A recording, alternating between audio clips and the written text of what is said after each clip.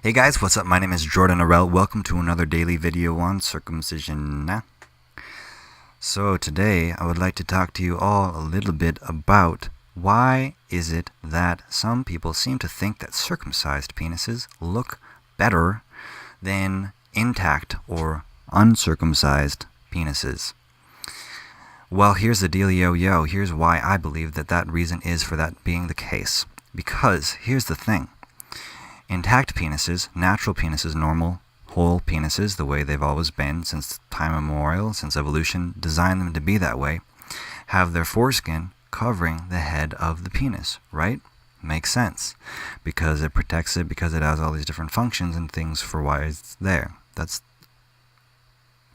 whatever. I'm not going to get into that now.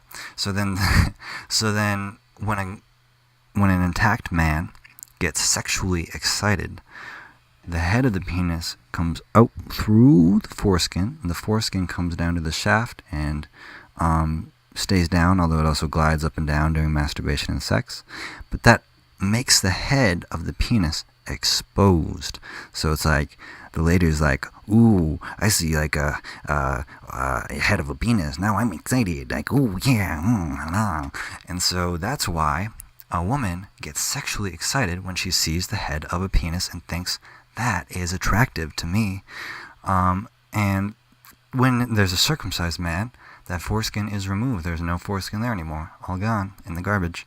And so that circumcised man is always exposed. And the lady's like, ooh, yeah, that looks sexy all the time. Like, that turns me on all the time. And so that is interpreted then as like, oh, circumcised penises look better than intact penises. Because an intact penis only looks really like attractive when it's supposed to, when it's erect, when the guy's sexually excited. It's like, oh yeah, there's that head of the penis, now I'm sexually excited. Whereas with an intact circumcised guy, it's like, oh yeah, it's always there. He's always sexually excited, I guess. I don't know, whatever. So that's that whole thing. Some girls also like scars, and there's a big dark scar around a circumcised penis, so I don't know if that's a part of it too. It's also dry and calloused, and it's like, oh yeah, that penis has been working hard all day. So that could be part of it, I don't know. But I had a great idea, actually, that I want to share with you guys that I think is really exciting. So I had an idea. We could also do the same thing for girls. We could basically make them look like they're sexually excited all the time, and I think guys would really like that. Because in the same way that circumcision makes a guy look excited, you could enlarge a lady's breasts from birth and have like these expandable breast implants, as well as tattoo makeup on her face, so it looks like she's permanently always aroused, which is what those things do, right?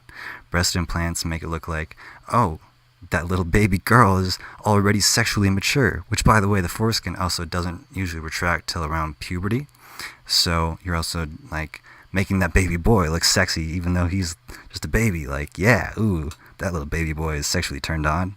But you can do the same thing with girls, which is what's really exciting here, because you can make them look like they're also always turned on, like they're always ovulating, like their breasts are always super, yeah. So I think that's a great idea, and I think we should do that. And yeah, that's it for today. Oh, except one thing. No, actually, maybe we shouldn't do that. Maybe that's not a good idea. You might say to me, Jordan, hey, hold on a second. Don't do that. And I say, why the fuck not? If I can cut off my baby boy's part of his penis, then why shouldn't I be able to do shit to my little girl? And by the way, why does a circumcised penis smell so much better than an intact one? Well, because with the foreskin covering the glands, you have this mucous membrane that protects it and keeps it moist and shiny and supple and extremely sensitive, so that it feels super, super fucking good, as well as the foreskin itself. But when you remove that, it gets all dried out. There's no mucous membrane there anymore.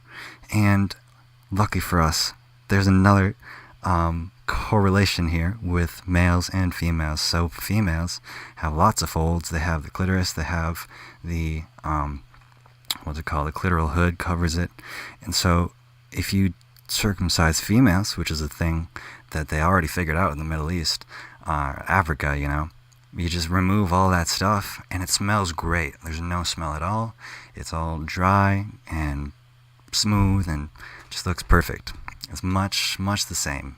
You know, the nerve endings are the same. There's the same kind of nerve endings in the clitoris that are in the penis and the foreskin, and so it's just as sensitive. It's actually, I'd say, there's quite a few more nerve endings in the foreskin than there are in the clitoris.